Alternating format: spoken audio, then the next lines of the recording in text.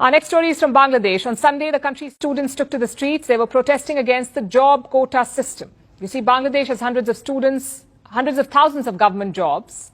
Now, 56% of these positions are reserved. So millions of citizens have to battle for the remaining 44% seats. This system was scrapped in 2018, but earlier this year, the Dhaka High Court brought it back, which is why students were protesting. They don't want the quotas. Today, the Bangladesh Supreme Court heard the matter and it has suspended the quota system for a month. But the students want a permanent solution. Our next report tells you more.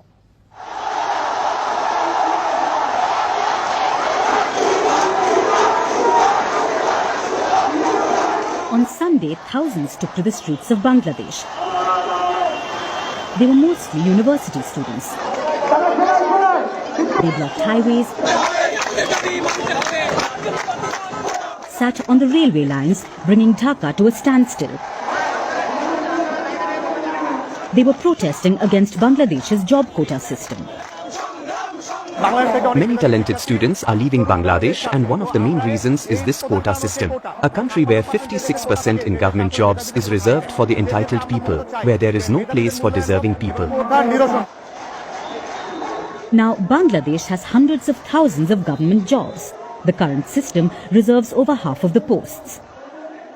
30% is for the children of those who fought in Bangladesh's 1971 Liberation War. 10% is for women. 10% is for specific districts. 5% is for ethnic minorities. And 1% is for people with disabilities. So, 56% of the total government jobs are reserved. That leaves only 44%. That's for the rest of the country's population. Students say this is discriminatory. Being a woman, when our Prime Minister is a woman, our opposition leader is a woman, our Speaker of the Parliament is a woman, Bangladesh is a role model for women's empowerment in the world. Here being a woman, I don't think a separate quota in government jobs is required for the women. In 2018, a similar protest broke out in Dhaka. Students protested against the quota system. They called for it to be scrapped. It led to violence, and finally the government scrapped the system.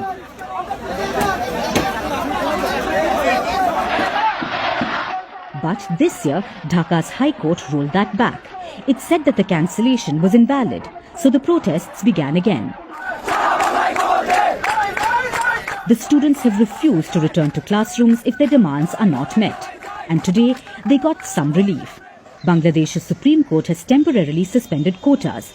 The suspension is for a month. There will be further hearings on the matter. The students are cheering this latest verdict, but they want a permanent solution. What's that? A 10% quota in jobs only for ethnic minorities and those with disabilities.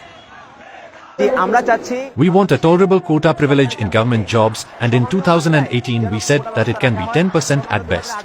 We want the government to keep a tolerable percentage of quota in government jobs.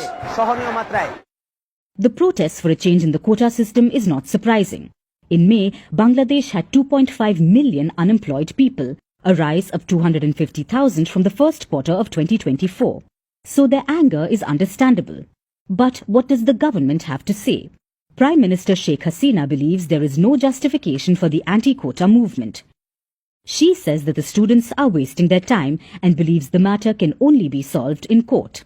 Well, for now, the issue is on hold, but we'll find out soon enough if Bangladesh will ditch its quota system for good.